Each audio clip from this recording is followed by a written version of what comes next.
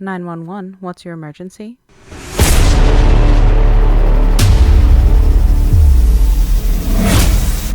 Welcome back.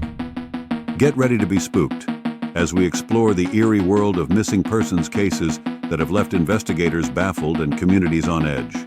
Join us as we uncover the chilling secrets behind 5 mysterious disappearances that will leave you on the edge of your seat.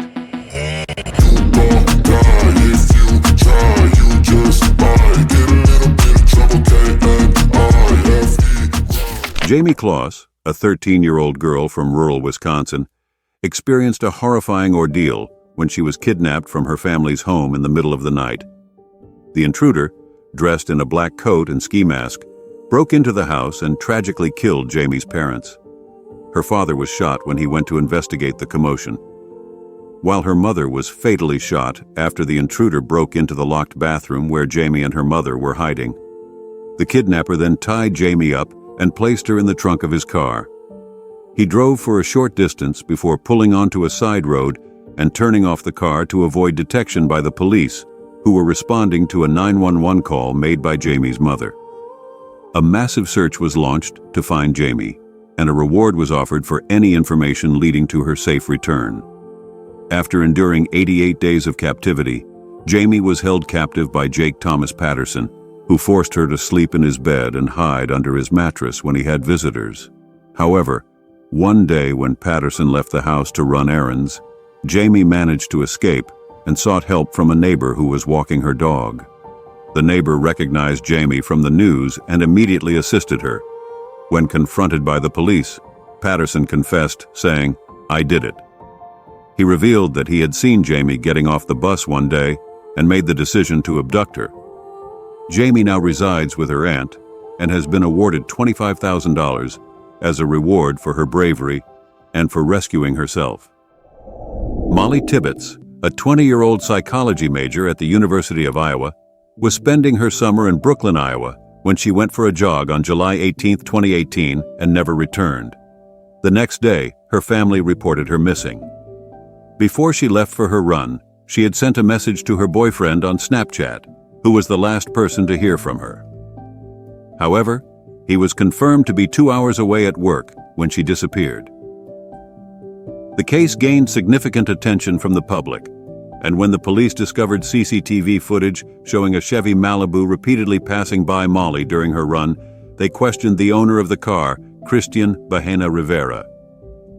Rivera, who was 24 years old at the time, eventually confessed to kidnapping and murdering Molly Tibbetts, leading the police to her body.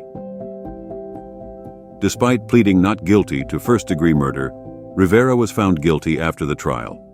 In Iowa, the sentencing guideline for this crime is life in prison without parole. Sharon Matthews, a young child from Richardson, TX, was reported missing by her adoptive father, Wesley Matthews, on October 7, 2017, at 8 a.m. Wesley and his wife Sini had adopted Sharon from India as part of an international adoption. According to Wesley, at 3 a.m. he was feeding Sharon, who was on a special diet due to being undernourished before her adoption. However, Sharon refused to drink her milk, so Wesley made her stand outside in the alley. When he checked on her after 15 minutes, she was gone. Later, the police discovered that the Matthews SUV had left their home for an hour between 4 a.m. and 5 a.m. On October 22, 2017, Sharon's body was found in a culvert near their home. Wesley then claimed that Sharon had choked on her milk and died, and in a moment of panic, he disposed of her body. It was revealed that Sharon had a history of troubling hospitalizations and injuries consistent with abuse. Her official cause of death was determined to be homicidal violence. Wesley Matthews was found guilty of murder and is currently serving a life sentence.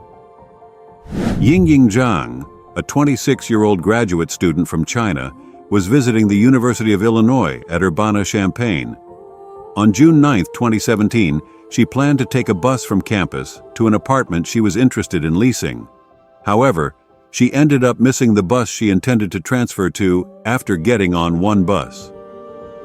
CCTV footage captured her waiting at the second bus stop and then getting into a black Saturn Astra that pulled up. At 1:39 p.m., she messaged the apartment's leasing agent, informing them that she would be running late and arrive at 2:10 p.m. Unfortunately, Zhang never made it to her destination, and she was reported missing that night. On June 17, 2017, Zhang's father, aunt, and boyfriend arrived in the U.S. to search for her. She and her boyfriend had plans to get married in the fall. A reward of $50,000 was offered for any information that could lead to the arrest of the person responsible for Zhang's disappearance.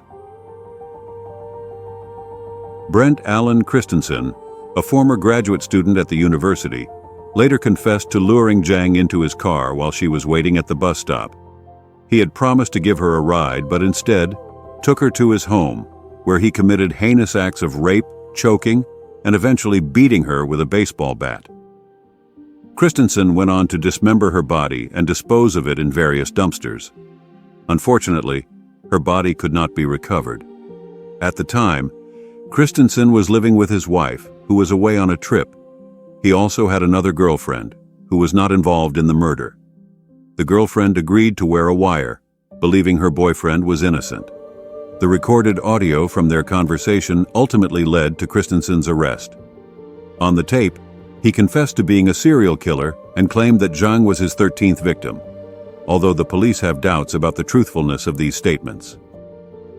Annie Lee, a 24-year-old graduate student at the Yale School of Medicine's Department of Pharmacology, was tragically murdered on September 13, 2009.